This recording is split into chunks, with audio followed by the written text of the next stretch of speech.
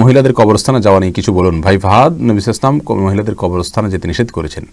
অনেক উলামা কেরাম বলেন অতিরিক্ত গেলে সেটা নিষেধ, সাধারণভাবে গেলে নিষেধ না। কারণ নবী সাল্লাল্লাহু আলাইহি ওয়াসাল্লাম এক হাদিসে আসছে, তিনি বলেছেন যে আল্লাহ তাআলা লানত অভিশাপ হয় জাওয়ারাতুল কুবুর, অর্থাৎ বেশি বেশি যারা যে সমস্ত মহিলারা জিয়ারত করে কবরের তাদের ঘরে।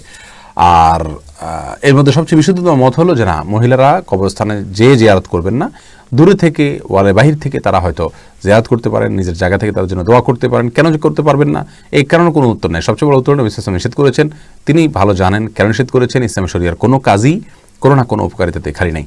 আর দ্বিতীয়ত হলো, যদি কোনো কারণে আপনি মনে করেন যে না, আমি এর কারণ জানলে আমার বেশি ঈমান আসবে, তাহলে মনে রাখবেন মেয়েরা কবরস্থানে গেলে হয়তোবা সেখানে তারা আবেগপ্রবণ হয়ে পড়বে, কোনো বিব্রতকর পরিস্থিতির মুখোমুখি হতে পারেন, অথবা ভিড় হবে অতিরিক্ত, আরও অনেক কারণ থাকতে পারে যে না হয়তো নিষেধ করেছেন। তবে হ্যাঁ, নিষেধ এটা হলো বিশুদ্ধ মত।